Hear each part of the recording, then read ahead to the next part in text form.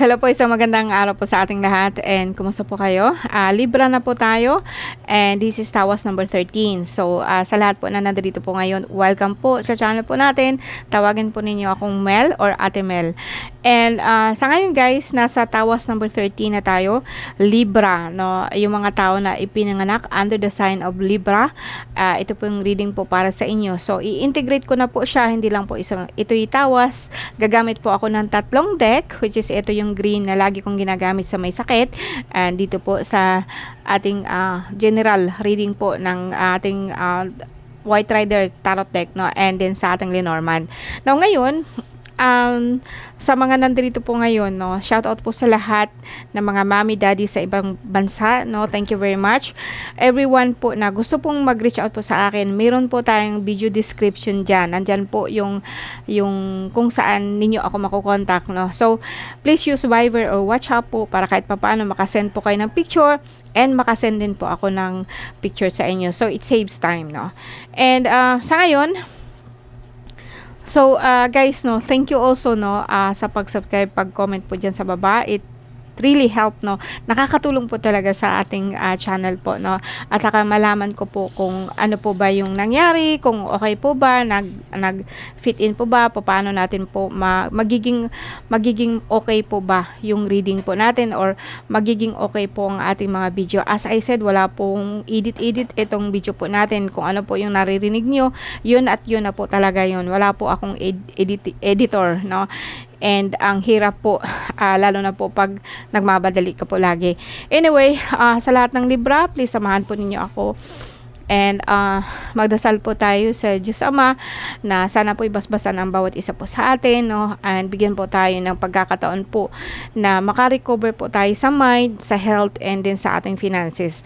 Alright, so sa ngayon, sabayan po ninyo ako. Meron po akong nilikom po dito na dasal, no? So sabayan ninyo ako, guys. Okay, excuse me. Let us begin. Iniibig ko ang aking Diyos, Diyos ng mga Diyos, Panginoon ng lahat ng Panginoon, na may gawa ng lahat, makita at di makita. Ng buong puso, buong pag-iisip at ng aking buong kaluluwa, bigkis ko ang kabutihan ni Hesukristo at takip sa dibdib ang baluti ng pagkamatuwid. Taglay ko ang kalasag ng pananalig kay Kristo bilang panangga at pamatay sa lahat ng nagliliyab na palaso ng mga masasama. Si Yahweh ay batong di matitibag, matibay kong muog at tagapagligtas. Ang Diyos ay sa akin nag-iingat, tagapagtanggol ko at aking kalasag. Ako'y kaawaan o mahal kong Diyos sang ayon sa iyong kagandahang loob. Mga kasalanan ko'y iyong pawiin ayon din sa iyong pag-ibig sa akin. Sa lahat ng masasama o Diyos ko, ako'y ipaglaban sa kuko ng mga bababagsik. Huwag mo akong pababayaan. And by the four names of God, which is Yadhe Babhe, declaring His love, His protection to cover all of us. Maraming salamat po sa inyo, Diyos Ama, Diyos Anak, at saka Diyos Espiritu, sa lahat po ng aking mga gabay. Maraming salamat po. At nandyan po kayo lagi sa akin. Thank you very much po. So Libra, let's begin. Libra, March 23 hanggang October 22. So let's see kung ano po nangyari sa atin, Libra.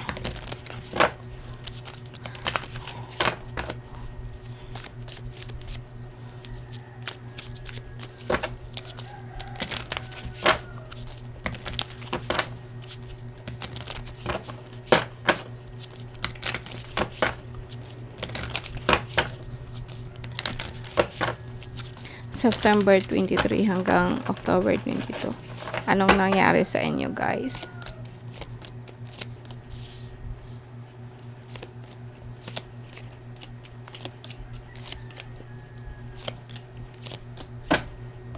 Okay.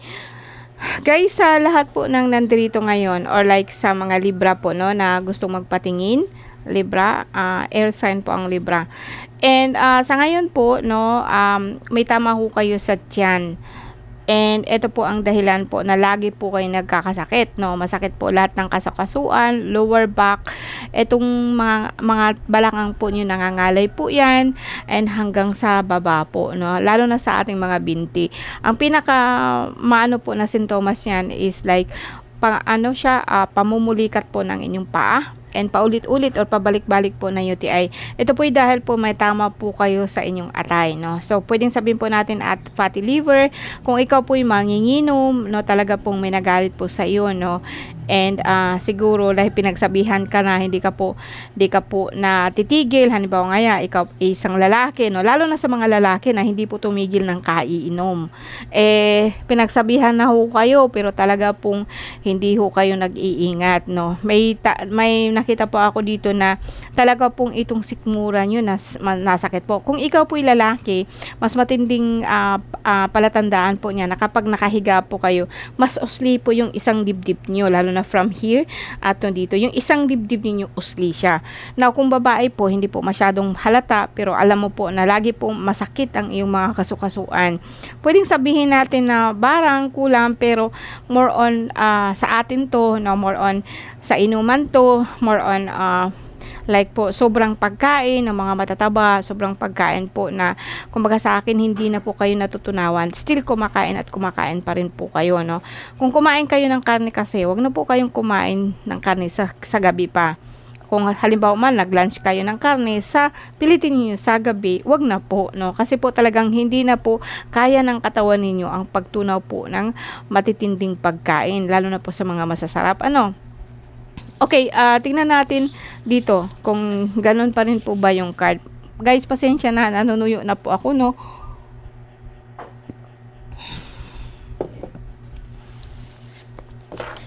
Ang 12 na cards is hindi po madali, no? 12 po na zodiac sign. So, talaga pong mamaos na po ako. But, Libra, tisin natin, trabaho natin to, no? So, September 23 hanggang October 22, no? Para po sa inyo to, tingnan ninyo kung ano po nangyari. Tingnan natin kung ano po nangyari sa Libra. Okay.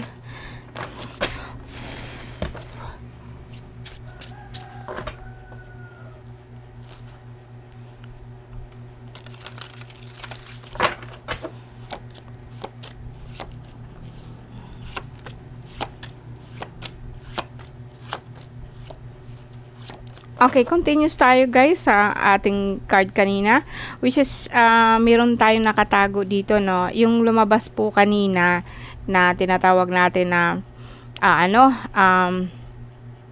fatty liver or something po, problema po sa atay.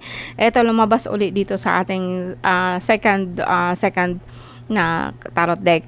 Well, pwedeng sabihin po natin na nagkaroon ho kayo ng problema last time, no. Ito na po yung tinatawag natin na pwedeng sabihin po natin na sa asawa may problema ho kayo and nalaman mo parang nagluloko siya. Pwedeng sabihin po natin na nagkaroon ka ng problema po, no, na may nakita po ikaw na nakawan, judging, parang kumbaga sa akin something na hindi po maganda, no, like nawala, nakaw, cheating, lying, no, or nagsisinungaling yung partner mo, and involved po dito kasi lumabas na po dito yung kaya po ikaw nagkakaroon po ng problema, no. And sa ngayon sabay na po nito guys, no, pamamanhid po na inyong paa. Pwede sabihin po natin na tumataas din po ang sugar ninyo. Pangalawa po, pero dito kasi sa last po na card po natin, okay na siya. So, guys, sa lahat po ng Libra sa ngayon, umpisa pa lang po to. Pwedeng sabihin po natin na masyado po kayong stress last time. Nagkaroon po kayo ng parang hindi po kayo natutunawan hanggang sa palala po siya ng palala.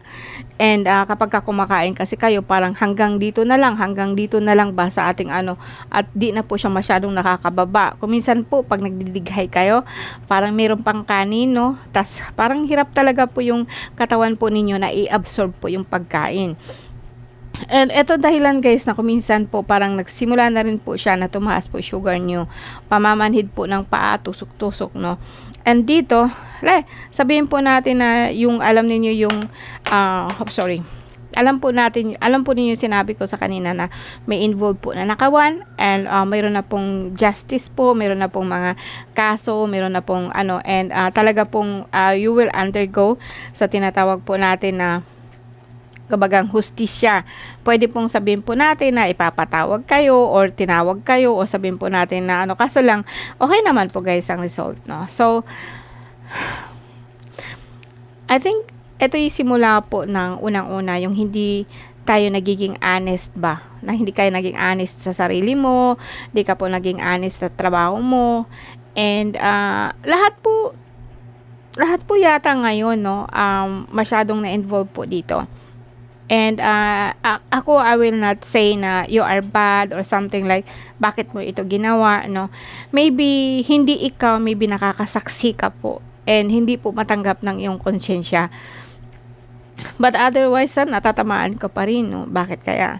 Dahil po, kung nagiging witness ka po kasi sa isang illegal or something po na alam mong hindi tama, parang apektado ka na rin. Concern ka. Ano ka kasi parang naapektuhan ka pa rin dahil nga po sa nasaksihan mo or nalaman mo.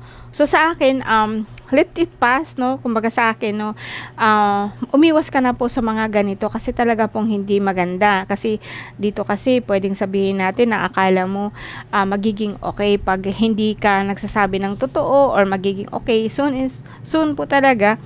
Ika nga is alam ng Diyos ang lahat ng ginagawa natin. Ikaw mismo kasi ang nakakaalam kung ano po ginagawa mo. And otherwise, no, pwede po ikaw magbago pa, pwede po ikaw na i-turn mo ang sarili mo sa work, o sabihin po natin na i-work out mo na magiging okay ka abundantly. At the end po, magiging okay naman po. Di ka po masasangkot, di ka po maano. Basta ang sa akin, itong in the past mo, dahil na po, kalimutan na po natin yan. And kumbaga sa akin, baka naman ho, kung sakali pong may nag-cheat sa'yo, mayroong nanloko sa'yo, let it go na. Pwedeng let it go na po para hindi ka na po siya apektado and baga ang grasya makapasok po sa atin. Okay? So, ito yung nakita ko guys. So si Libra ngayon, pwede kayong kumuha sa akin ng bark. Madali lang naman po yun.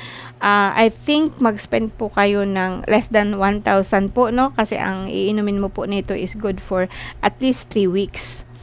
3 weeks po siya, no? Mura lang naman yun. Pero kung dagdagan mo siya ng panangga, so ang panangga po natin ngayon is like itong red. Para hindi na ho kayong magtatanong kung magkano pa siya. Ano? Ito po siya, no? So, itong red na to guys, no, ano na po siya, upgraded na po siya. Kahit po dalhin po ninyo or madala po siya sa may lamay, patay, okay lang po. Hindi na po siya mawawala ng visa, no. So medyo mas mataas na po ito kaysa sa dati. Nasa 1.8 na po siya bawat isa para hindi na ho kayo magtanong at dire-diretso tayo, no. Pero kung gusto mo lang naman kumuha po ng gamot, okay lang po, 150 po ang bawat balot natin. And good for 3 days po siya, no. So kaya lang inaano ko po na pinaka-minimum po na kukunin nyo is 5 balot po, no? Para maging okay talaga kayo. Kailang mapait po siya. Warning po, maging papait po siya talaga. Alright, so dito tayo sa Lenormand.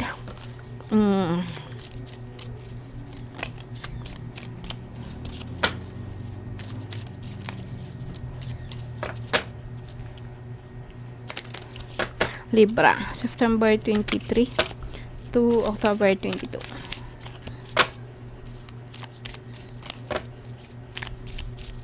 So, under the sign of Libra na lang po. Para sigurado po. Kasi, nagbabago-bago po ang petsa ng ating zodiac sign.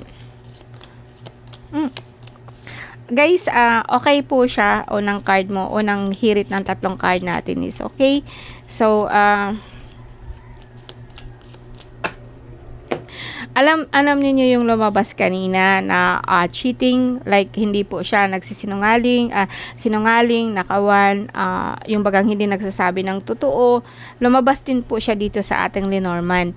And yes, still ang 7 of Swords, mag-correspond po siya sa ating mice. So, hindi na mahirap ipaliwanag kung ano po yung daga, no? Ang daga kasi is buwisit. Peste yan sa buhay po natin, no? And although sabihin po natin, all beings is ano, and ito kasi, daga na to, pagkain po ito ng pusa, pagkain po ito ng, alright? Pagkain po ito ng, ano, pag may sigurado ako, mayroon siyang sawa, or mayroon po siyang ahas. Ang nangyayari po ito sa work, no? Sa work talaga siya involved. So, pwedeng sabihin po natin na legally po, baka po masangkot ho kayo, no, sa hindi maganda na samahan or influensya po ng mga tao. Eto guys, no, kung titingnan po natin dito sa apat na card na to, say may malalaman ka na mayroong nag-cheat, mayroong nanakawan, and hirapan na hirapan ka po nun. I don't know if it is involve your husband, involve your pero sooner po malalaman mo kung sino to. And kung sakali man po na alam mo na, so alam niya yung magiging resulta, kayo po ang natatamaan. Itong lalaki or lalaki po na involved sa'yo, parang siya kasi, wala siyang love dito na involved, kaya lang masasabi ko lalaki siya. Ito kasing lalaki, no, kung titingnan niyo siya, masyado siyang mabait, hindi ka nag-i-expect na isa po pala siyang daga o isa po siyang peste, no? And malalaman mo yan, no? Pangalawa po dito, kung ilagay natin ito dito, so itong lalaki na to, which is involved po siya sa isang company, no, na dati na po talaga pong, kumbaga sa akin, meron pong nakaalalay sa kanya na mas malaking tao po. And same parang meron siyang dinadalang kumpanya, pero actually hindi po totoo lahat ng sinabi niya. Kung sakaling hindi pa po kayo na involved dito, umiwas na ho kayo. And dito naman, itong lalaking to, actually may kasama siyang babae din na kaibigan mo. Then pwedeng sabihin natin na itong kaibigan mo, naghihirap siya, no, dahil po dito sa ginawa po ng babaeng to. Maraming involved dito guys, isang lalaki, dalawang babae, all is related sa'yo. O sabihin po natin nakakilala mo lang. So ang siyam na card na to is like at the center of this is daga siya. So kahit anong ikot ko, involve yung daga. So ibig sabihin, involve yung peste, na parang pinipeste po yung company ninyo, meron kang nalaman na hindi siya maganda or na-involve ka. As I said guys, no, para hindi po kayo maghirap, di po kayo magsasuffer, umiwas kayo doon, no?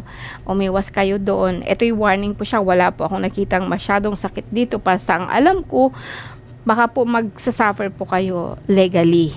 Alright? So, etong card na to, sana, no, tingnan natin kung ano siya, ano po ba ang pwedeng mangyari kapag patuloy po ang pakikipag-involve po ninyo doon sa mga hindi magagandang tao, no? Sa hindi mga magagandang gawain, baka ho makasuhan kayo, no? So, ingat-ingat lang po guys, no? Hindi, ang dami niyan ngayon, and gusto ko naman po sa lahat po na nakikinig ngayon, kung sakasakali, no, be aware po kayo, ha?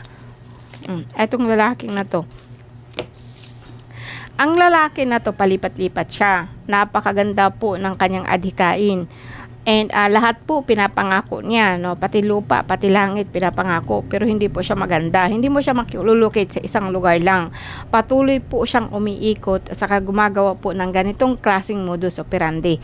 Aware po kayo dito guys, kasi po talaga po hindi mo na ito malulocate saan, no? And very good, meron po siyang kasamang babae, and gumagamit po sila ng magic or gumagamit po sila ng hindi makikita or mga talisman. Sabihin po natin na orasyon. And ang babae involved po siya. At the back of this person is actually mas mataas po na kapangyarihan, na kung saan gumagamit po sila, na sinasabi ko nga sa inyo, panluloko, at nakakuha talaga sila ng pera sa inyo. Alright? Okay? So, that's it guys. So, be aware po, no, sa lahat ng mga nandirito. And i-close po natin sa ating ng isang konting dasal para po sa inyo guys na Libra at gustong makawala po sa lahat ng klase ng sitwasyon na to. And titigan po ninyo ang aking kamay and makinig po kayo sa dasal. Anima Dominus Deus Sabaoth, Christi Jesus, Jesus Jesus, Corpus Christi. Anima Dominus Deus Sabaoth, Christi Jesus, Jesus Jesus, Corpus Christi. Atom picatum igusum, Jerusalem, Barsit, Labami, Salbami. Alright, no, sana po maalis po kayo sa mga sitwasyon po na hindi po talaga maganda. Thank you po guys, and maraming salamat po. Sa lahat ng Libra, bye po and see you again next time.